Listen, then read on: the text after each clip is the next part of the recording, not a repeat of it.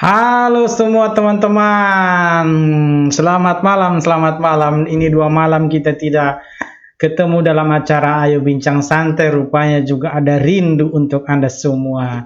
Dari saya Natalis Ransi, saat ini ada di Kendari, Provinsi Sulawesi Tenggara. Selamat malam semua kepada Anda, penonton setia Ayo Bincang Santai.com atau di Facebook Ayo Bincang Santai. Baik, saya akan coba setup beberapa hal, teman-teman, sebelum kita bergabung dengan Pak Ruslan atau Dr. Ruslan sesuai dengan janji di flyer kami, teman-teman, ya, bahwa malam ini, di malam minggu yang luar biasa ini tepatnya di tanggal 12 September 2020, bersama kita nanti dalam 1 jam ke depan, kita akan berbincang santai tentang The Art of Statistic. Bagaimana itu seni-seni dalam statistik akan kita coba gali dari seorang dokter statistika, ya, yang tentu saja dalam keseharian saya sebagai mahasiswa dulu merupakan salah satu yang boleh mendapat atau kami mendapat ilmu yang begitu paripurna tentang apa itu statistika, bagaimana dia berasal, kemudian bagaimana dia diterapkan, dan bagaimana posisi strategisnya dalam perencanaan banyak hal. Ini saya kira sangat luar biasa, ya. Baik. Teman-teman semua sudah hadir bersama kita. Saya akan coba ya. Halo, selamat malam, Pak. Selamat malam, Pak Natalis. Oke, sudah tersambung dengan baik audio maupun maupun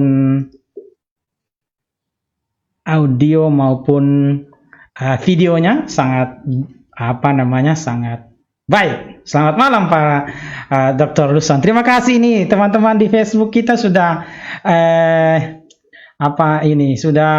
sudah sangat menantikan bagaimana pembicaraan ataupun diskusi kita malam ini, ya. Apa kabar ini, Pak?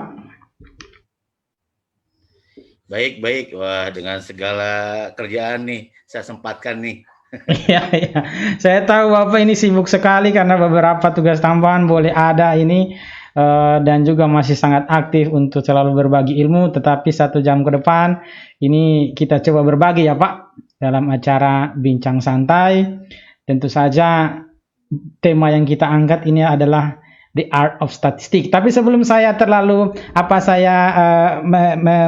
persilakan Pak Rusa untuk menyampaikan beberapa hal. Saya perkenalkan dulu kepada teman-teman semua bahwa narasumber kita atau sumber inspirasi kita malam ini adalah salah satu dosen di Universitas Haloo-Oleo.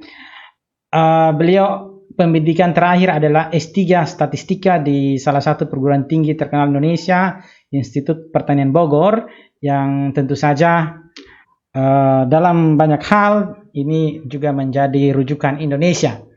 Baik, kemudian beliau ini saat ini juga menjabat sebagai Ketua Program Studi S1 Statistika di FMIPA Universitas Haloo-Oleo, ya, tugas tambahannya. Selain itu sangat aktif untuk berbagi pengetahuan, berbagi ilmu kepada siapa saja, ya, yang tentu saja dalam hal ini mau lebih jauh tentang statistika. Baik, untuk efisienkan waktu saya persilakan Pak, mungkin 15 atau 20 menit ke depan untuk memantik diskusi. Saya persilakan Pak untuk memperkenalkan seni daripada statistika, di mana saya punya pengalaman bagaimana belajar statistika itu memang butuh konsentrasi, butuh penghayatan yang lebih. Bagaimana tips dan trik sehingga Bapak bisa sampai S3 tentang statistika juga? Wah, ini juga harus dibagikan kepada semua dari kita nih. Silakan Pak. Ya, baik. Terima kasih Pak Natalis. Mudah-mudahan audionya bagus nih ya. Bagus. Audio bagus ya. Siap. Oh, baik. Terima kasih teman-teman, kawan-kawan di Facebooker ya. Facebooker waktu ini ya, kita berbicara di Facebook ya. Audiens ya. Baik. Perkenalkan, nama saya Ruslan ya. Mungkin sebagian besar sudah tahu, atau mungkin karena tertarik mau nanya tesis kayaknya ini sebagian ya. Saya juga tidak tahu kayaknya. Tapi nggak apa, kita share aja. Di sini kita nyantai-nyantai aja gitu. Jadi pengalaman saya selama berkejaran ya waktu S1-nya saya tertarik masuk ke teknik perminyakan ITB ya. Jadi itu ya. Jadi kenapa saya lebih jadi tertarik sama statistik? Nah, awalnya itu saya tuh awalnya mau masuk teknik perminyakan ITB, tapi si grade-nya tuh masih sedikit lagi kurang masuk gitu. Jadi pilihan kedua yang masuk. Nah, pilihan kedua itu adalah statistika. Nah, jadi selanjutnya adalah saya merasa penasaran itu. Akhirnya semester 1-2 agak kurang mood untuk belajar. Nah, ya, statistika. Kali ini ilmu apa ini? Ya, oh, statistika yang ku tahu adalah matematik kok gitu. Ini ada statistika apa sih? Itu tahun 92 itu ya. Tahun 92 saya masuk S1 dulu. Kemudian selanjutnya adalah semester 2 mau ketiga saya tes lagi. Masuk mau teknik elektro sama teknik fisika di ITB juga. Sudah daftar, hanya mama saya pernah bilang dimanapun kamu berada kuliah, yang penting kamu maksimal dan melakukan yang terbaik, pasti akan menghasilkan yang optimal, yang sesuai dengan harapan gitu ya. Terngiang-ngiang itu, padahal sudah ngantri itu di Bati Ukur ya, masih ingat itu. Di Bati Ukur udah ngantri di tengah-tengah, mas terngiang-ngiang itu omongan mama. Ya sudah, saya balik lagi. Nah, disitulah mulai belajar tekun tentang statistika.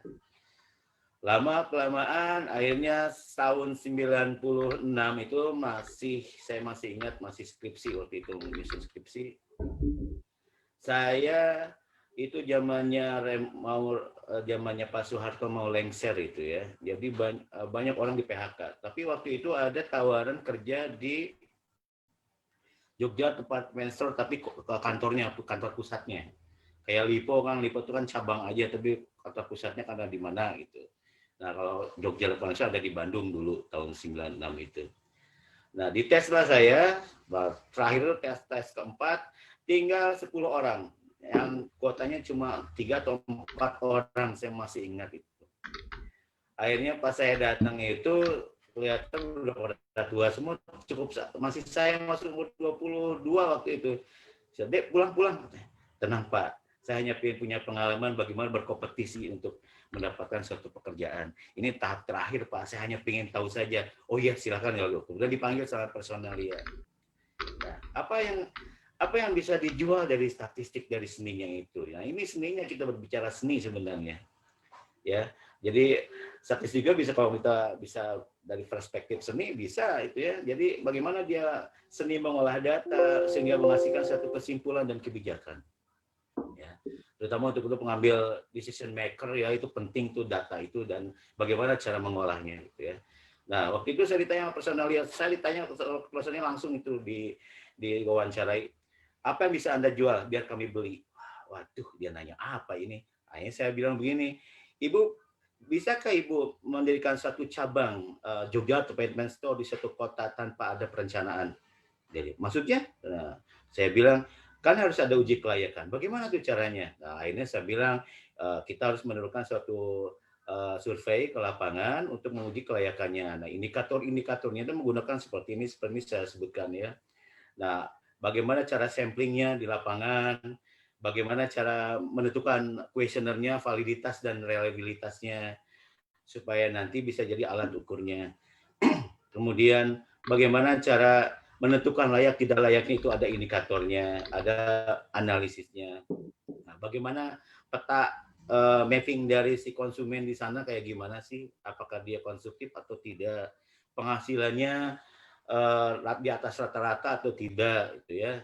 Nah, itu akhirnya dikasih ke dia, itu belum lulus skripsi waktu itu.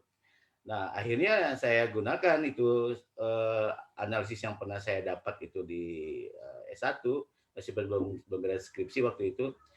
Akhirnya saya sampaikan seperti itu, akhirnya nah, bagaimana layak tidak layaknya? Nah, kita akan lihat dari hasil analisisnya, dari mapping warga atau masyarakat di sana, sifatnya, karakteristiknya seperti apa, itu terpetakan di karakteristiknya. Nah, akhirnya, nah disitulah kita bisa memutuskan layak atau tidak layaknya. Nah, Akhirnya dia bilang, wah ini penting ini buat R&D katanya, Research and Development perusahaan ini. Anda diterima ini, tapi udah lulus belum? Belum Bu, saya masih skripsi, masih mau beres. Wih, saya tunggu ya 2 bulan lagi, kalau nggak 2 bulan saya kasih yang lain. Itu pengalaman pertama saya tentang nilai jual statistik sebenarnya. Ya, waktu di Bandung tuh belum beres skripsi. Makanya waktu itu ya sudah, nah hanya pas mau lulus, nah zamannya Pak Soeharto lengser tuh, zamannya moneter Krismon, orang banyak di PHK semua, tapi saya masih tetap bisa kerja di broker pialang tuh di Jakarta, di Sudirman waktu itu.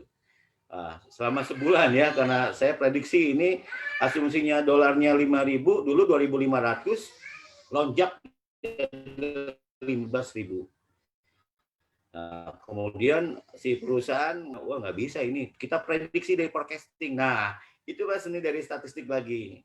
Ya, kita bisa meramalkan, memforecasting fluktuatif dari harga saham, jual atau belinya dengan harga kurs yang kita pakai di asumsi. Nah, layak atau tidak kita jual? Wah, ini bisa nggak bisa, ini bangkrut ini. Akhirnya saya bilang, Bu, mohon maaf, saya mau mundur aja. Karena saya tahu ini pasti akan bangkrut ini perusahaan. Karena asumsinya 5.000, sedangkan realitanya di lapangan adalah sekitar 15.000 waktu itu dolar. Akhirnya saya keluar, dia juga masih telepon-telepon GM-nya, nggak boleh turun aja di sini, nggak boleh di sini aja. Saya tidak mau. Nah, terbukti waktu itu saya keluar, akhirnya saya sekolah lagi, lanjut dapat beasiswa dulu, tes 3 kali sistem gugur di ITB itu namanya Ju Project ya. Ju Project itu saya akhirnya S2 di IPB ya, jadi statistik lagi. Nah, di situ berkembang lagi menambah wawasan keilmuan saya tentang statistika, terutama dari segi rancangan percobaan, dari segi time series. Nah, itu karena di IPB Bogor itu kuat mereka tentang rancangan percobaan. Ya, rancangan percobaan karena mereka basisnya kan pertanian,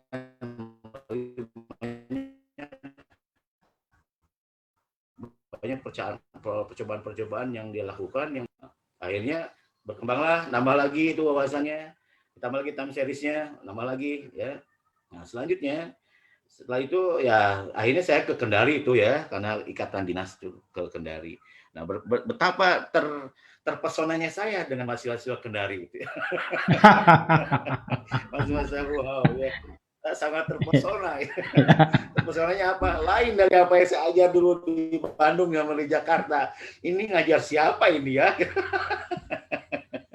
Akhirnya ya niat baik saya adalah dulu saya sempat keterima di UNJ, Universitas Negeri Jakarta. Saya minta sama Dikti itu dulu, Pak, di Jakarta masih butuh saya, ini saya mau di UNJ ini. Ya, saya masih ingat itu, si Pak Prof. Sembiring namanya, RK Sembiring dari ITB. Dia pimpronya Ju Project. Nggak bisa katanya, kamu setahun dulu itu di sana. Nah, saya dari situ saya kabur dulu 3 tahun tuh, mestinya 2000 saya ke Kendari itu. 3 tahun saya ngajar di Singapura Bangsa Karawang. Yang saya ajar itu adalah kawasan industri di situ. Jadi banyak karyawan-karyawan yang mumpuni di lapangan gitu. Nah, saya share juga, saya kasih teorinya, dia coba Anda masih masukannya. Nah, akhirnya kita tahu terapannya apa sih di industri tentang statistika. Oh, kebanyakan adalah tentang quality control. Ya. Nah, itu yang akhirnya nambah lagi masukan. Jadi dia merasa kalau kita menghadapi mahasiswa padahal yang itu hanya kan mereka butuh teori dan metodologinya aja gitu. Nah, kita dapat masukan lebih expert lagi kalau kita tambah lagi. Dia jangan berhenti, jangan malu tuh. Ayo kamu coba share ini ya pengalamannya di lapangan tentang hal ini lah, share. Kita dapat jadinya. Ya. Nah, itu tentang statistik. Nah, apalagi pas S3 itu. Nah, kalau S3 itu banyak waktu saya S3 statistik di ITS ya, bukan di IPB, di Oh, ITS. sorry. Teknologi 10 November Surabaya. Ya. Jadi S1, S2, S3 saya statistik semua. Nah, kenapa saya tertarik ya karena itu tadi dimulai dari saya mencoba mau kuliah lagi di ITB, ITS, akhirnya terngiang omongan mama saya, dimanapun kamu maksimalkan kemampuan kamu di situ dengan sungguh-sungguh, saya yakin kamu akan sukses. Nah, disitulah niat dulu saya melangkah untuk masuk ke dunia statistika itu. Nah, disitulah saya punya motivasi kuat untuk apa sih statistik, masa sih nggak bisa. Nah, ternyata lama-lama wawasan nambah, ternyata banyak orang butuh. Nah, dulu aja waktu di Unpad nih ya, saking statistik punya seni itu. Di Unpad tuh kan anak fisiologi, anak farmasi, wah itu banyak jadi teman dekat akhirnya gitu ya, karena banyak nanya. Cewek-cewek bukan cowok ya, nah, yang cewek nggak ada yang cowok juga, yang cewek aja. Itu hari banyak nanya. Uh, kalau cowok kan bahaya, saya nggak suka kalau cowok ya nggak jelas. Gitu. Yang cewek ya nanya, ini dari mana, ini dari mana. Nah, bukan kita pintar, tapi kita paham betul dengan metodologi statistikanya. Jadi statistika itu bukan analisis, tapi metodologi. Bagaimana cara membuat indikator, ya, supaya bisa menjawab tujuan penelitiannya. Nah, bagaimana dari tujuan penelitian tadi bisa menjawab kalau begitu? Apa sih populasinya? Siapa sampelnya? Bagaimana teknik samplingnya? Nah, kalau perlu kuesioner, bagaimana membuat kuesionernya? Itu ya. Diujilah validitas-validitasnya. Kemudian, betulkah itu alat ukurnya? Nah, itu sebenarnya kalau sebagian besar orang memandang statistika itu hanya analisis doang gitu. Ya, masukin SPSS, masukin SAS, masukin Minitab, selesai nih. Ya, hasil bukan. Orang statistik itu ibaratnya kayak orang arsitek. Ya, orang arsitek kalau membangun pasti dibuat desain dulu.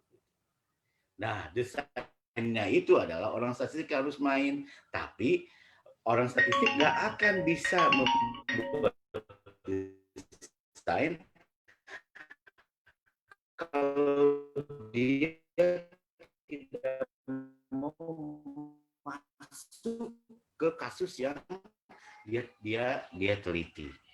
Itu ya, tidak akan bisa masuk kasus orang lain, kasus ilmu lain, kalau orang statistik juga tidak kasus-kasus yang akan dibahas di situ, ya, diteliti. Nah, kasus-kasus yang dibahas misalnya seperti apa? Jadi ketua sidang. Nah, kenapa kok orang saya jadi ketua sidang, kok bisa sih ngomong farmakologi? Saya nggak bisa farmakologi. Ya, makanya kalau saya nguji, saya selalu mendahulukan penguji dari farmasi. Berikutnya baru saya yang terakhir. Kenapa? Karena saya nyimak dulu variabel-variabel yang mau diteliti kayak apa, bagaimana cara mengukur variabelnya, apa-apa saja yang mempengaruhi variabel tadi, disinkronkanlah dengan statistiknya. Ya, jadi itu kenapa penting? Karena orang statistik hanya mampu menganalisis, nggak akan bisa ngomong banyak. Gitu. Ya. Yang bisa ngomong banyak itu ketika kita masuk ke kasus itu dan kita pelajari apa variabelnya, background dapat variabelnya seperti apa, teori tentang variabel itu apa sih yang kita teliti. Akhirnya kita bisa bicara banyak di situ. Nah, mungkin ada sebagian dari pendidikan. Background saya bukan pendidikan, tapi saya sering uji S2 pendidikan MPD. Kenapa orang takut-takut sama saya kalau diuji? Bukan saya killer, tidak. Ya, karena saya akan tahu pola data kalau Anda memanipulasi data itu. Ya, sampai anak S2 itu keluar keringat. Dia udah diuji sama penguji-penguji lainnya sudah oke, tinggal pengujinya terakhir saya. Saya buka lampiran 1. Mungkin kalau dia dengar ada di sini sekarang, mungkin dia kesenyum-senyum ini ya. Nggak tahu dia udah di mana sekarang itu ya. Tapi masih daerah Sulawesi Tenggara itu. Coba buka lampiran 1. Betulkah datanya? Betul, Pak. Lampiran 2, buka datanya. Betul, Pak. Lampiran 3, pas lampiran 4, betul tidak? Saya sudah tahu pola datanya. Iya, Pak, saya manipulasi. Selesai, saya nggak akan uji lagi. Karena kalau kita berbicara kaidah keilmuan, kalau sudah membohongi kaidah keilmuannya, nggak usah. Udah bukan lagi keilmuan.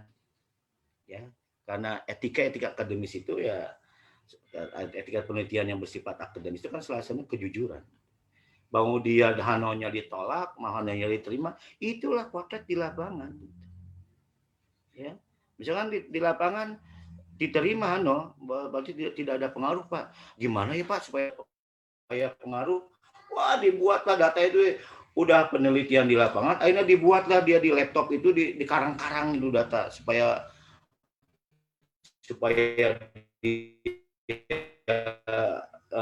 namanya itu supaya dia hanonya ditolak. Statistika itu buat bawahi adalah data itu adalah potret di lapangan. Ya, ingat ya, data itu adalah potret di lapangan. Bayangkan Anda mau selfie pakai HP. selfie ke diri sendiri. Yang terfoto siapa? Pasti wajah Anda, bukan wajah Doraemon. Ya. Bukan wajah Nobita, bukan wajah si Giant, bukan ya. Saya pengenal Doraemon soalnya. Ya, wajah wajah wajah Anda sendiri. Nah, itulah data. Kalau data dipotret, nah, harus sesuai dengan di lapangan. Ketika dianalisis handal diterima, memang begitu realitanya. Nah, bergeser lagi ke arah pilkada. Jadi masuk lagi saya ke ranah pilkada. Kenapa saya masuk ke ranah pilkada? Jengkel sama orang-orang lembaga survei yang mengatasnamakan statistika, tapi tidak memakai kaidah-kaidah statistik di dalamnya. Wajar kalau saya agak apa namanya itu, agak jengkel sama orang-orang kayak begitu. Kenapa berbicara atas nama statistik? Padahal dalam prosesnya kita pakai statistik. Ya, akhirnya saya jengkel sekali. Pernah ada salah satu teman, dia disurveikan sama suatu lembaga survei, akhirnya tolong dong dikaji itu. Wah, ini ditanya metodologinya. Pakai ini enggak, pakai ini enggak, pakai ini enggak, pakai ini enggak. Akhirnya pas dia udah kelabakan, saya bukan orang statistik, Pak. Susah tuh, ngerti random enggak sih? Langsung dia bingung tuh. Nah, random itu kan fungsinya kalau dalam kasus pilkada itu, kita tidak ada kepentingan apapun dengan siapapun. Mau klien kita yang bayar, mau tidak, kita harus sampaikan kita independen karena kita mau motret di lapangan. Nah, itu yang harus digarisbawahi. Memotret di lapangan, survei itu tujuannya adalah bagaimana merubah strategi kebijakan, strategi pemenangannya dengan hasil kita survei. Bukan kita manipulasi data kayak tadi supaya menang asal ABS, asal Bapak senang, bukan. Ya, tapi bagaimana merubah strategi berdasarkan hasil analisis tadi. Di mana zona mana yang dia paling lemah. Apa programnya supaya dia bisa naik yang dibutuhkan zona itu. Nah, itu main semua, beririsan semua, dapat strateginya. Targetnya sesuai dengan analisis tadi. Jadi targetnya bukan kita main tebak-tebakan, tapi dari hasil analisis. Itu salah satu bentuk seni statistik lagi. Nah, masuk lagi ke arah yang lain. Itu banyak gitu ya. Betapa kemarin ada 3 tahun lah saya jadi pendamping dinas pariwisata. Ya, awalnya mereka bingung bagaimana sih cara ngolah wisata datanya. Saya bilang buat aja statistik wisata. Statistik wisata gimana ya? Akhirnya mesti didata semua titik-titik wisata di Sulawesi Tenggara. Berapa kunjungannya, kunjungan lokalnya seperti Wisnusnya, Wisma Nusantara, Wismannya, Wisma mancanegaranya seperti apa, aksesnya kayak gimana, semuanya seperti apa, ada rumah makan, ada penginapan atau aksesnya ke sana berapa jam dari kota, misalkan jalan rayanya bagus atau tidak. Tujuannya buat apa? Mengembangkan potensi wisata di Sulawesi Tenggara. Sama JIS-nya, promosinya seperti apa yang diinginkan. Nah, dari data itulah mereka terbelalak. Contohnya di Nambo itu ada kunjungan. Kunjungan di Nambo itu paling tinggi itu sekitar bulan Januari sama bulan Juli. Kenapa Januari? Karena itu saatnya akhir liburan akhir tahun. Kemudian pegawai-pegawai cuti juga liburan, anak sekolah libur, anak kuliah juga libur. Wah, pasti mereka akan cari tempat wisata. Nah, langsung nombok melonjak di saat itu. Nah, kenapa Juli atau Agustus di situ naik? Sama di saat liburan semua. Nah, fluktuatif itulah yang mesti kita tangani, dibuat strategi kebijakannya. Bagaimana di hari puasa, kok nggak ada Pak, hanya sedikit Pak.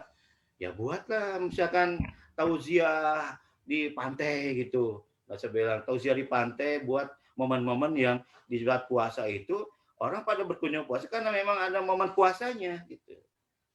Oh ya juga ya. Terbelalak dengan data tadi ya.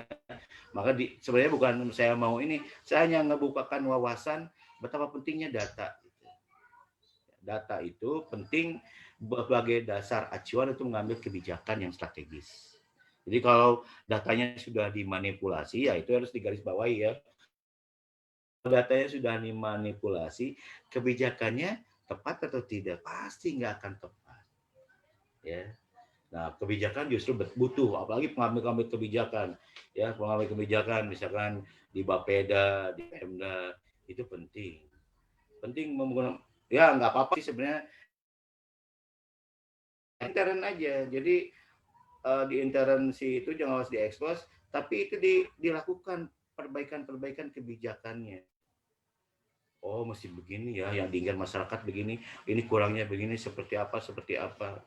Nah, banyak banyak di Bandung tuh berdiri Carrefour. Akhirnya hanya beberapa tahun itu sudah, padahal dulunya itu sawah yang hijau yang enak dilihat dipandang itu di perempatan kota Bandung itu, saya masih ingat ya. Sekarang sudah bangkrut. Kenapa? Pertama, tidak diuji, mungkin uji kelayakan banyak fitur tapi mengabaikan data gitu. Ya, mengabaikan data yang datanya harusnya dibuat seperti begini. Oh, ini nggak cocok ditempatkan, itu dibuat ini karena pas perempatan, pas saat macet, orang males kalau ke situ. Kemudian banyak lagi antara sekian ratus meter ada lagi apa namanya itu swalayan atau bukan swalayan ya, namanya itu Lipo lah, mall, ada mall yang lain di sekitar sekian radius sekian. Ya wajar kalau orang akan memilih orang yang mudah masuk ke parkirannya, masuk ke akses itu. Nah, itu yang penting akhirnya kan seperti itu. Nah, pengalaman-pengalaman itulah yang sebenarnya membuat saya lebih senang tertarik sama statistik.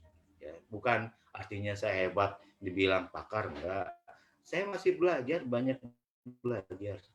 Ke Panatelis saya banyak belajar.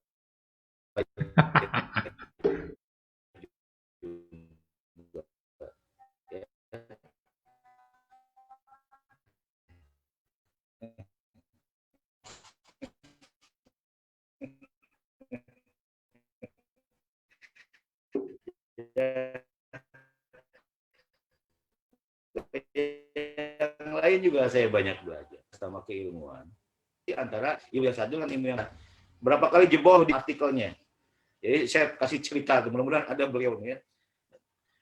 Awalnya tuh dia nyari ke beberapa orang udah sebulan belum dikerja-kerja juga. Malah dia nanya rumusnya kayak gimana sih? Saya aja bingung matanya rumusnya bagaimana, saya bukan orang statistik ini. Si sensei saya di Jepang sudah marah-marah ini karena mesti selesai ini.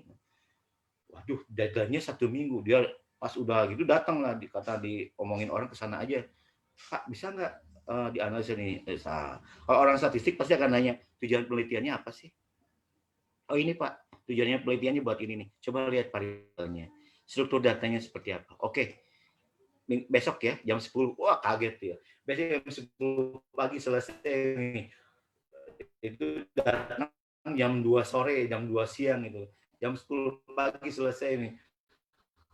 Set 8, minggu depan sudah publish dia. Artinya apa? Standar sebenarnya universal itu kalau keilmuan mau ke King apa United Kingdom sama. Yang pasti adalah kita harus sama juga pemahaman persepsi penguasaan tentang teori-teori statistiknya. Ya, hanya itu tadi kadang sebagian apa namanya itu orang menganggap gampang lah itu. Ini itulah kita buat sendiri cara terobosan ini. Enggak, karena kita membuat rumus itu ada kajian-kajian teorinya. Misalkan kenapa ANOVA harus normal sih asumsinya, kan begitu ya. Banyak orang apa? Wow, bayangin pernah saya lihat anak disertasi itu, anak S3.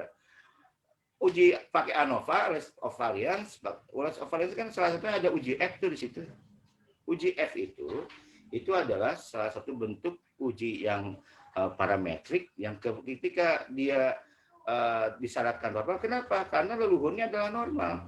F itu ada dari T-square dibagi T-square, distribusi T-square dibagi distribusi T-square. T-square turunannya dari mana? Dari Z. Z yang dikuadratkan. Siapa itu Z? Normal baku.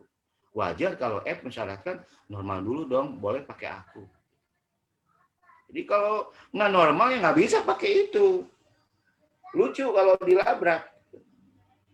Ya, nah itu yang akhirnya si reviewer bule itu nolak, nggak mau, nggak bisa. Memang harus paham betul. Jadi nggak bisa asal pijit-pijit software keluar nih. Nah, coba satu laki-laki, 2 perempuan. Coba rata-ratain, dapat nih 1,5. Siapa tuh 1,2? Cewek atau cowek? Kalau masuk software coba masukin 1 laki-laki, 2 perempuan. Rata-rata keluar nih hasilnya 1,5. Apa jenis kelamin 1,5? Ya cowok dong atau cewek. Nah, itu yang harus dimaknai dengan benar tentang share tentang betapa sekelumit masalah yang sering saya temui di lapangan ya, di tempat mengajar, di tempat kerjaan yang lain ya, di diskusi dengan teman-teman di dosen lain yang di luar statistik ya, meskipun beliau sudah profesor ya, kan bukan orang statistik profesornya. Makanya ketika diterangkan tentang ini bengong mereka. Teorinya begini, Pak. Langsung, berarti selama 20 tahun saya ngajar salah ya, Pak? Iya, Prof. Salah itu dosa kalau ngajar salah. Ya. Karena kenapa? Karena ngajar salah itu mahasiswanya jadi dosen ngajar yang salah juga. Multi level soalnya salahnya. Jadi kalau Anda tertarik dengan dosen siapapun atau guru, itu wajib mengupdate keilmuan. Diupdate lagi. Makanya saya tidak merasa menjadi orang, kalau dibilang pakar, jauhnya nih, karena saya masih banyak belajar. Ya, dulu belum ada itu GWR, Geographically Weighted Regression, belum ada spasial, belum ada. Dulu permasalahannya, nah itulah gunanya kita mengupdate ilmuwan. Banyak belajar. Jadi kalau kita hanya dapat, nggak akan mengikuti perkembangan kemajuan garis bawah ya. Jadi beberapa yang garis bawah tadi itu data adalah praktek di lapangan. Nah, orang statistik itu bukan orang yang analisis ngolah data, bukan. Dia orang statistik sama kayak mendesain kemudian mengukur semua, baru di desainnya sudah oke, baru lakukan gitu. Nah, baru buat kebijakannya seperti apa. Nah, itu sama dengan begitu. Ya, kemudian yang tadi itu, kalau kita orang statistik ya nggak bisa stay dengan keilmuan kita, harus kita masuk ke ranah keilmuan yang kita teliti itu, yang kita mau olah datanya, analisis datanya. Kalau hanya stay diam, maknanya nggak akan ada itu. Ya, orang akan bingung ya kalau saya ngomong tentang luaran SPSS, tapi saya banyak berbicara tentang interpretasinya. Pak, dari mana ke itu interpretasinya? Ini 0, Bapak bisa Tuhan ada pengaruh, ini pengaruh yang paling banyak, pengaruh yang paling besar ini, kemudian ini segmen yang harus dinaikkan kalau mau naik pengaruhnya. Nah, ini yang paling kurang ininya seperti apa? Saya bilang, dari angka itu, kok bisa? Saya nggak lihat interpretasi, angka itu ngomong sama saya. Wah, dia bingung. Nah, saya bilang begini, pernahkah lihat orang pintar, kalau nggak ada orang tapi dia ngomong? Nah, sama seperti itu. Kenapa? Karena ada ilmunya yang didapat. Nah, ilmunya tentang bagaimana teori-teori statistik yang harus dipahami dengan baik. Akhirnya angka itu akan ngomong ke kita. Ya, mungkin itu ya. Ada yang mau didiskusikan atau gimana, Pak Natalis? Iya, sangat luar biasa, sangat inspirasi ini. Seperti apa? Saya kembali waktu S1 kuliah ini.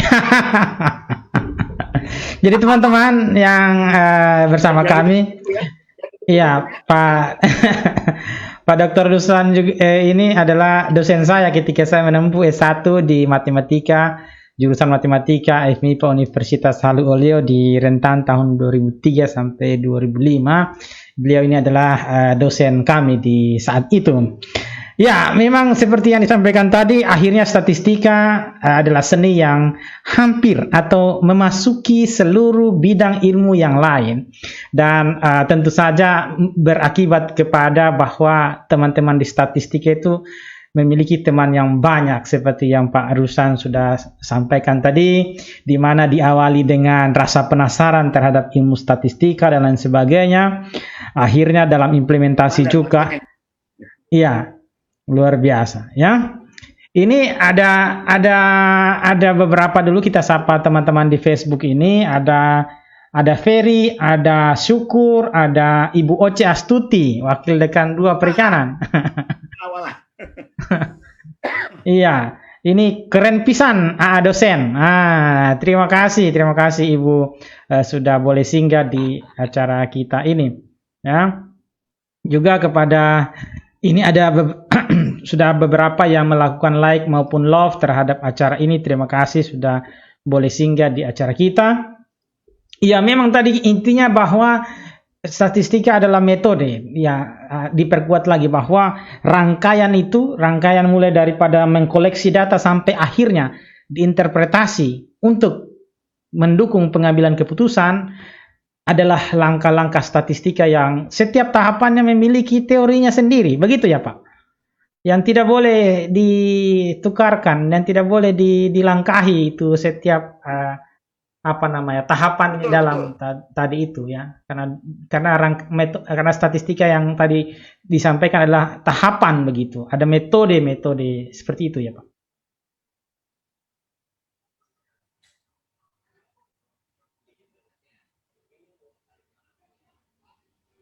Iya.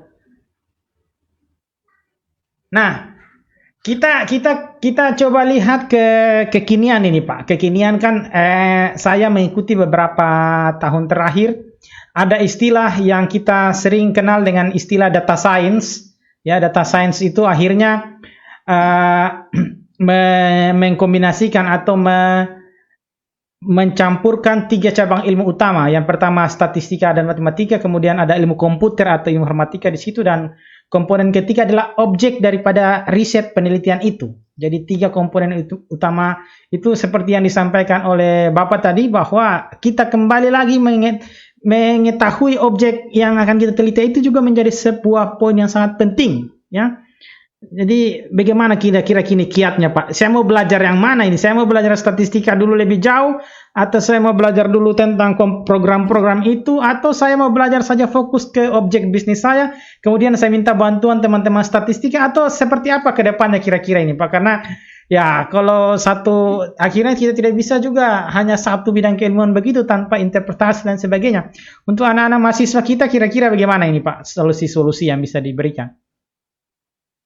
Baik, kemarin itu di IPB Bogor sudah ada memang prodi data science. Jadi di departemen IPB itu adalah statistika dan data science, gitu ya. Nah, data scientist nantinya itu ya. Nah, apa sih bedanya kalau gitu? Nah, kalau memang kita mau bergelut di statistik, ya kita pahami teorinya, banyak kaidah-kaidah statistik yang kita pelajari, termasuk mungkin komputasi statistiknya dan bagaimana cara menginterpretasinya dari suatu kasus. Nah, kalau data scientist atau data science itu adalah kolaborasi yang disebutkan tadi. Makanya statistikanya tidak menyeluruh hanya penggalan-penggalan saja.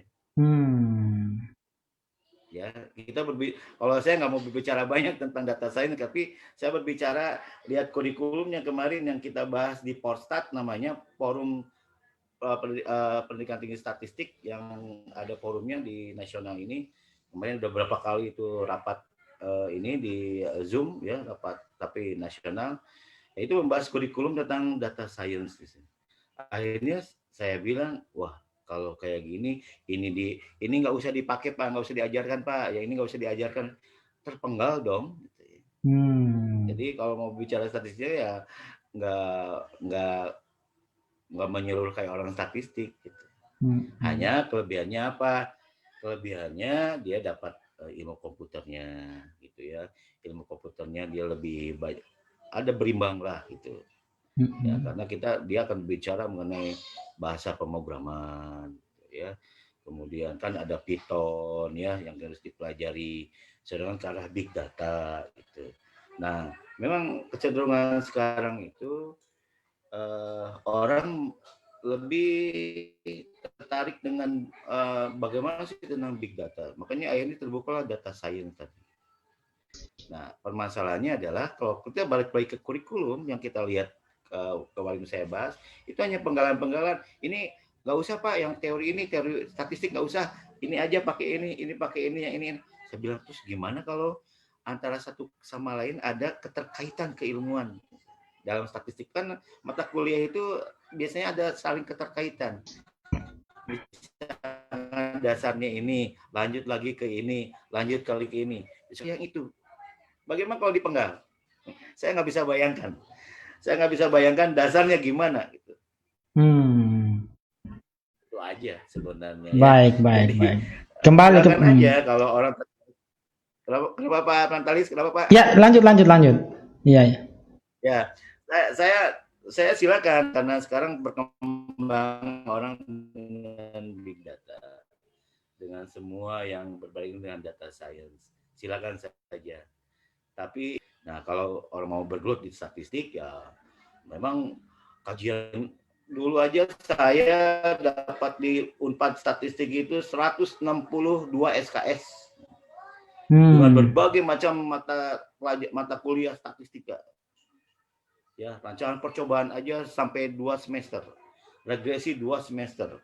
Makanya kalau anak sekarang itu korelasinya cuma tahu Pearson, korelasi Spearman. Ketika ditanya korelasi Kendall, korelasi Somers, ya korelasi bengong semua, nggak tahu. Gitu. Karena SKS-nya sudah berkurang, itu hanya 144 minimal. Ya bayangkan coba ya. Nah, hal itulah yang akan terdapat kalau di data science dipenggal-penggal itu si kurikulumnya, statistiknya gitu. Karena memang harus memenuhi kolaborasi ilmu komputer masuk, ini masuk. Jadi kalau bicara SKS pasti ada yang dikorbankan gitu. Baik. Itu ya. Nah, jadi, kenapa Pak? Ya, lanjut. Ya Pak Natalis, kenapa Pak? Lanjut Pak, lanjut. Nah, itu yang terjadi. Oke, itu yang terjadi ya. Jadi saya atas nama orang statistik kalau mau masuk data silakan. Tapi sama lah kayak ini. Anda pernah belajar kalau Anda tahu orang teknik industri itu dia belajar statistik juga. Banyak statistiknya. Tapi belajar juga akuntansi, belajar juga tentang ekonominya. Ya, orang teknik industri itu. Sama mungkin dengan data scientist ya. Hanya fokusnya bukan lagi ke sana, tapi dia kolaborasi antara ilmu komputer, statistika, matematikanya ada di situ semua nyampur. Nah, kalau dibuat dalam satu kurikulum, misalkan minimal 144, berarti kalau berbicara tentang statistik, ada beberapa mata kuliah yang dikorbankan untuk tidak diajarkan. Membiri kemampuan anak tentang statistiknya. Kalau menurut saya ya, dari sudut pandang saya, dan nggak tahu pengambil kebijakan. Kalau saya sih, karena memang saya S1, S2, S3 saya statistik, jadi saya tahu betul kalau anak ini nggak dikasih mata pelajaran ini, kayak timpang gitu ibaratnya. Tiba-tiba dikasih, terus dikasihnya segini aja. Saya bilang, aduh gimana caranya mereka mau paham dasarnya? Ya ini kalau ibaratnya ada pendekar pedang, dia pegang pedang tapi tidak tahu maininnya, gitu. Ibaratnya kayak gitu aja. Hanya tahu bagaimana dia nusuk-nusuk aja manual gitu, bukan pakai ilmu yang lainnya. Nah, seperti itu. Karena dia tidak paham secara menyeluruh soal ilmu pedangnya. Kalau menurut saya, ya. Jadi silakan aja data science itu sekarang kan lagi berkembang memang. Ada banyak orang jadi misalkan kecenderungan orang untuk memilih siapa nih waktu pilkada kemarin ya, ada dari big data itu ditampilkan dalam bentuk plot data. Yang warna merah dia cenderung begini, warna kuning cenderung begini, warna hijau cenderung begini. Ini akan cenderung ke cara memilihnya. Karakteristiknya begini. Memang bagus gitu ya, karena dia mengakomodir seluruh data yang ada. Ya. Nah, apakah perlu uji statistik di situ? Nah, kan kenapa perlu statistik kalau begini? Prinsipnya statistik itu adalah bagaimana dia tapi bisa digeneralisasi untuk seluruh data. Ya, itu prinsip yang saya pahami tentang statistika. Kenapa orang ngambil statistika? Kenapa? Karena orang tidak sanggup mengambil data yang banyak. Akhirnya ada kendala misalkan waktu, ada kendala biaya, ada kendala sampel dari sebagian populasi tadi. Tidak bisa. Sampel yang representatif itu ada dua hal yang perlu digarisbawahi biar dia representatif. Satu adalah ukuran sampel minimalnya terpenuhi. Yang kedua adalah teknik samplingnya tepat sesuai dengan kondisi di lapangan yang mau dia teliti.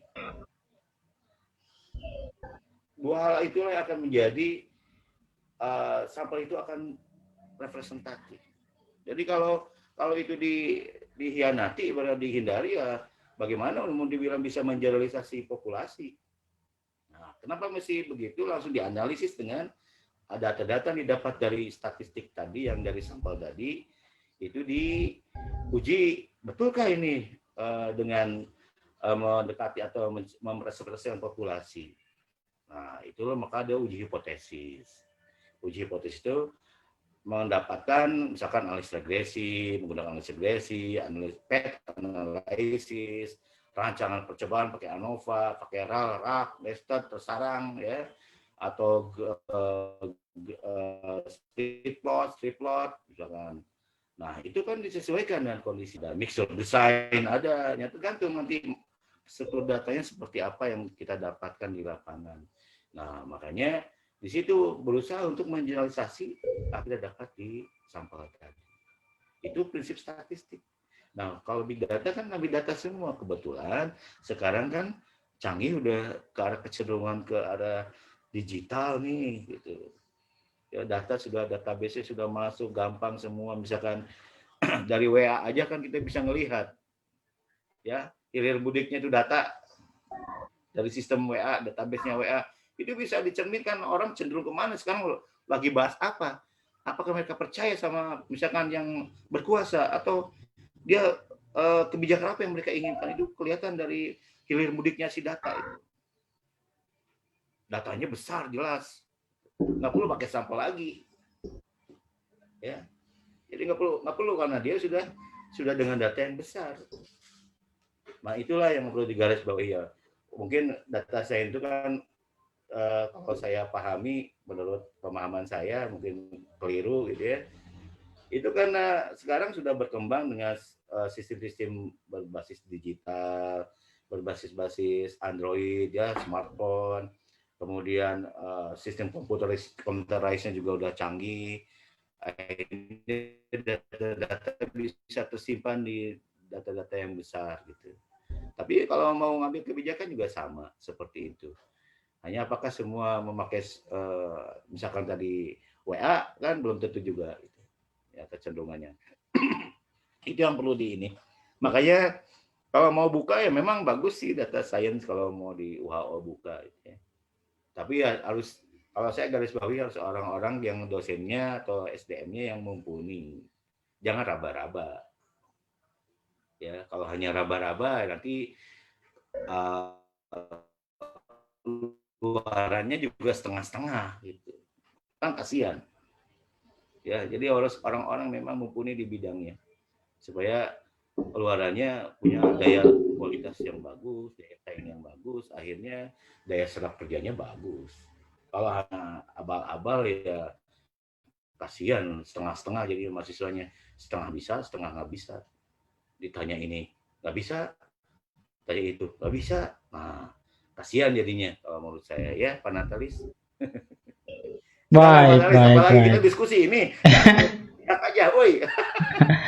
Iya, luar biasa. Saya tidak bisa ini karena sangat ini, Pak, pembahasannya sangat kena sekali dengan kondisi sekarang dan isu terkini yang sedang berjalan begitu mengenai ilmu yang sangat boleh dikata sepupu begitu atau bersaudara dengan statistika. Tapi kita kembali kepada art of statistika tadi, itu saya sangat sepakat bahwa ketika kita mau memutuskan di mana kita punya bidang ilmu, maka kita memang yang utama menguasai, melihat yang paling dasar, yang paling fundamental di ilmu itu.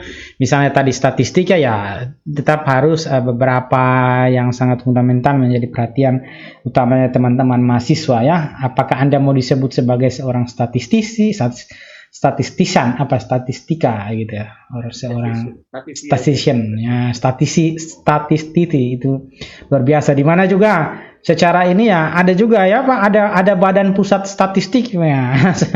Jadi itu yang bertanggung jawab terhadap atau tadi pengkoleksian data sampai dia diinterpretasikan untuk digunakan oleh pemerintah. Saya kira ini juga menjadi sangat penting bagaimana statistika itu masih menjadi pijakan gitu ya, masih menjadi pijakan untuk setiap organisasi mengambil langkah-langkah strategis. Tentu saja seperti pesan narasumber kita malam ini, ya bagaimana itu diolah, memastikan bahwa benar sampel yang diambil, benar metode yang diterapkan, itu tetap mendapat atau sebaiknya dikonsultasikan dengan yang benar-benar paham tentang statistika, karena metode yang sudah benar tetapi interpretasinya juga salah, akhirnya juga tidak bisa kan Pak? Apalagi kalau metode awalnya sudah salah, ya interpretasi ya boleh dikata sudah pasti akan salah. Itu yang tidak bisa kita tawar-tawar lagi. Nah, bayangkan teman-teman ketika ada sebuah keputusan diambil dari sebuah hal yang salah, tidak atau tidak sesuai dengan kaidah-kaidah yang sudah diterapkan, ya mungkin saja ya akan bukan menjadi lagi solusi, tapi akan menjadi persoalan lagi. Nah, ini juga penting ini. Jadi masalah baru. Akhirnya menyelesaikan masalah dengan masalah lagi. Menyelesaikan masalah dengan menciptakan masalah baru gitu. Gali lubang tutup lubang. Iya, baik. Jadi teman-teman semua yang ada di Facebook, apakah ini pemantauan saya dari tadi itu mendekati angka 20 itu yang menonton secara live. Itu jadi saya biasanya itu Pak di setiap hari hanya 5 atau 2. Ini ada 20 yang menonton secara live. Mudah-mudahan ilmu yang kita coba bawakan malam ini, informasi yang kita coba sebarkan malam ini bernilai ibadah, kemudian menginspirasi teman-teman semua ya.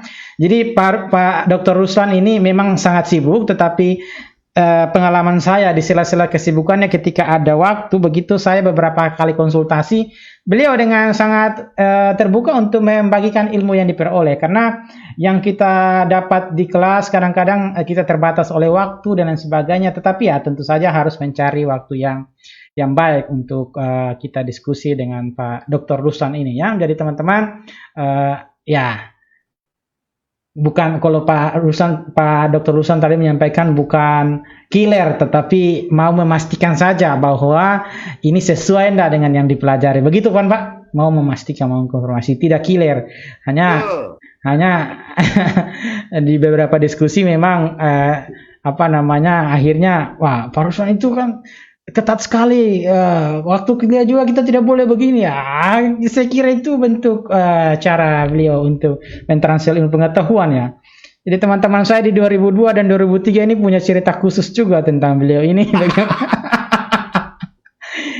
Bagaimana kami waktu kuliah menembus malam, menembus pagi untuk menyelesaikan tugas. Ini kan juga suatu hal yang pengalaman yang tidak bisa dilupa. Itu angkatan 2002 sama 2003 saya kira untuk jurusan matematika saya kira punya pengalaman serius ini. Betul. Bahkan menginap di laboratorium hanya untuk menyelesaikan beberapa soal yang referensinya juga kami harus telusuri lebih jauh dan berkelompok begitu, tetapi tembus pagi tidak selesai juga tugas ya, masih ya dapat nilai seadanya, tapi kita syukuri itulah proses. Dan kami mengkonfirmasi di kemarin bersama Dr. Pak Kodirun, ternyata waktu kami mendapat nilai C itu sebenarnya kami sudah mendapat nilai B kalau dikonversi sekarang. Jadi kami waktu itu walaupun dapat nilai C tapi ya sudah syukur, berarti nilai B sebenarnya yang kami peroleh. Karena itu pun dengan susah payah begitu. Jadi teman-teman, itu juga salah satu pengalaman mempelajari statistika itu ya harus memiliki kesiapsiaan yang tangguh begitu ya Pak. Tidak boleh menyerah, karena tadi tahapannya itu lumayan banyak dalam statistika itu. Memastikan pengkoleksian datanya, memastikan jenis datanya, memastikan metode yang dipakai, sampai kita menganalisis benar tidak itu, kemudian kita interpretasi lagi, kemudian kita presentasikan kepada klien kita benar tidak dan sebagainya. Ketika ada peninjauan-peninjauan, oh itu begini, kita dengan sangat bangga mampu mempertahankan interpretasi kita. Itu juga sebuah hal yang diajarkan oleh kami, oleh Pak Dr. Ruslan, bahwa ketika memang sudah benar begini tahapannya, kamu yakini, kamu uji, tidak berubah dan sebagainya. Ketika kamu ujian, dipertanyakan, dibolak-balik pertanyaan, ya kita tetap teguh pada pendirian. Begitu kira-kira Pak, ya Pak Dr. Ya, Ruslan. betul, betul. Luar biasa. Luar biasa. Jadi saya tidak Ya. oke. Saya mau menyampaikan aja nih ya 2002 2003. Itu pertama saya datang ke Kendari ya. Ya. Jadi masih hot-hotnya saya ngajar di Karawang waktu itu, dipaksa ke Kendari waktu itu. Artinya betapa kagetnya melihat karakteristik mahasiswa di ini, terpesona lah, bukan kaget. Saya bilang, wah ini mesti dikasih treatment ini biar mereka bener gitu ya, bukan killer, treatment supaya mereka bener, karena di luar sana lebih kejam lagi gitu ya. Kalau menurut saya. Iya. Akhirnya teman-teman ya. Mohon maaf, itu hanya proses pembelajaran. Iya. Proses pembelajaran, proses untuk mendapatkan yang sebelumnya tidak ada di orang lain. Nah, saya share dengan cara-cara seperti itu. Salah satunya kedisiplinan, motivasi.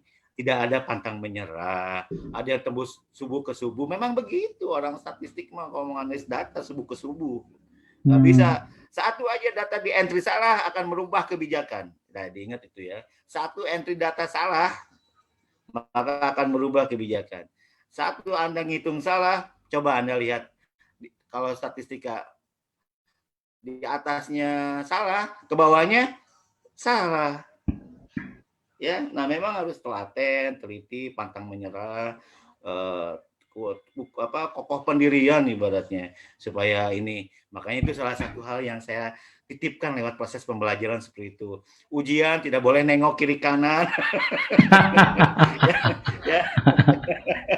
Yang nengok kiri kanan saya suruh keluar nih, yang terlambat suruh tutup itu dari luar ya.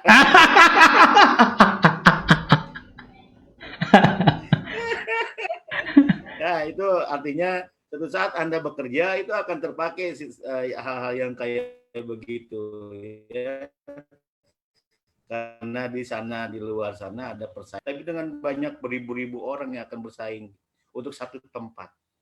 Nah, bagaimana punya daya saing kalau karakteristik kita seperti itu gitu. Nah, makanya dikasihlah cara-cara killer, kata orang killer gitu. Ya tujuannya insya Allah baik lah ya. Tuh, supaya Anda lebih bisa memproses, membentuk karakteristik yang sesuai dengan daya saing di luar sana gitu ya. Jadi mohon maaf nih 2002 2003 ya. 2000 yang 99 juga ya. Iya. Ya, yang mungkin sama saya ini apalagi, tapi kan sudah jadi, banyak yang udah jadi ya dengan bentukan seperti itu ya, karena nggak kaget lagi dengan dunia luar gitu, dengan hal-hal seperti itu. Karena dulu juga saya merasakan hal yang sama. Kasihan ya kalau ilmunya aja yang di-share, tapi beberapa hal tidak di-share, kasihan. Kenapa? Hanya ilmu doang terus dia yang mentalnya lemah, ya susah. Ya, digebrak sedikit ujian hancur nih, nggak bisa apa-apa karena mentalnya sudah nggak bisa. Nah itu saya pengalaman saya nih, masih 3 menit lagi ya. Pengalaman saya nguji S2 tuh, ada bimbingan saya diuji sama dosennya galak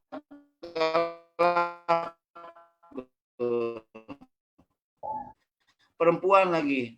Saya bilang, wah pas bimbingan disimulasi dengan gebrakan meja, dengan bentakan, jawab kau, nggak bisa loh. Pas ujian skrip tesisnya, dia nggak tutup buku karena sudah bisa semua. Kaget semua orang, 94 nilainya, ya tanpa buku, tanpa apa. Dia nggak mau bawa buku, saya nggak mau, saya udah nggak ada buku, pas saya nggak bawa buku. Nah, hal itu yang jadi sebenarnya saya senang gitu. Akhirnya meskipun dia mungkin pikirnya dulu begitu, tapi setelah selesai, oh itu ya maksudnya ya. Nah, itu sebenarnya ya, memang proses itu perlu waktu dan memang menyakitkan kalau proses itu. Gak ada proses yang menyenangkan. Ya, kalau saya sih pikir begitu. Proses untuk menggapai sesuatu yang di atas itu prosesnya menyakitkan dulu gitu. Sakit dulu, sakit supaya tahan dengan terpaan, kendala semua. Nah, itu sebenarnya ya. Jadi biar survive, the struggle, itu yang harus memang dibutuhkan sebagai seorang di luar sana nanti kalau sudah lulus. Nah kan ya alhamdulillah lah banyak yang sudah merasakan meskipun killer ya ada buktinya lah gitu ya. Killernya maksudnya ya. Iya. Iya, memang begitu teman-teman, sebagai dosen muda yang saat itu sangat menjadi baru di kampus kami, memang Pak Dr. Ruslan ini menjadi perhatian, menjadi sebuah hal yang selain karena masih muda waktu itu, sekarang juga masih muda, Pak. Juga karena itu. Madu, pernah tulis madu.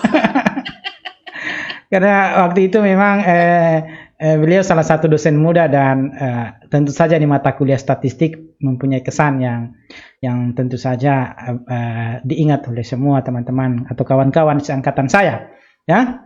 Jadi teman-teman yang sekarang di S1 Statistika maupun di Matematika jurusan Matematika FMIPA Universitas Saloleo, ya selamat merasakan juga apa yang dulu diberikan kepada kami. Iya, prosesnya dinikmati dan dinikmati dan disyukuri bahwa boleh berproses seperti itu untuk masa depan yang lebih baik, ya.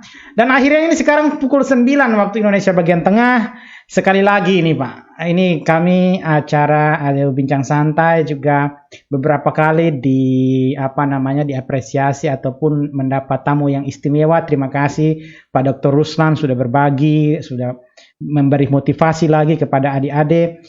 Ya, jadi video ini terekam di Facebook. Kami tidak bisa tahu kapan Anda menonton kami di Facebook, tetapi ketika Anda menonton kami di Facebook, mudah-mudahan ini menjadi sumbangsi kami juga untuk sekedar berbagi, terutama malam ini tentang bagaimana seninya statistika, bagaimana ketertarikan statistika yang diawali dengan tidak sengaja mungkin atau tidak mau, akhirnya tertarik dan sekarang bisa menjadi seorang.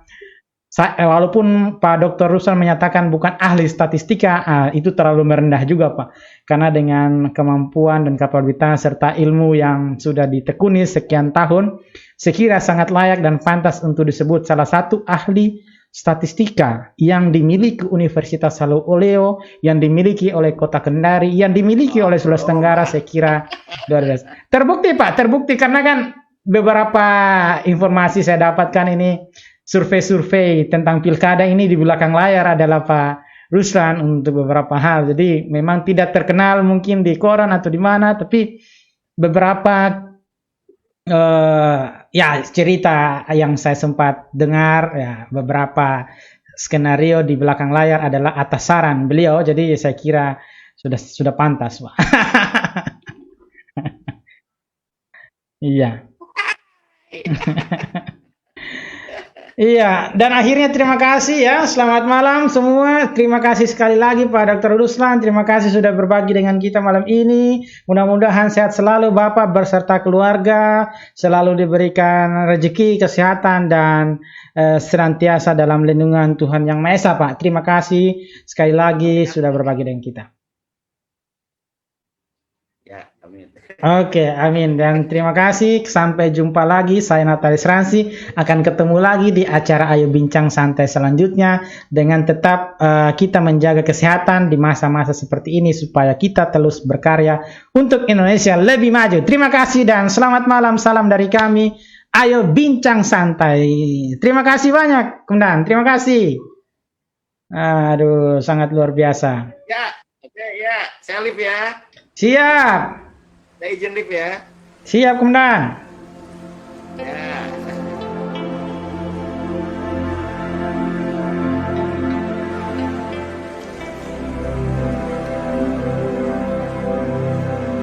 Iya, teman-teman.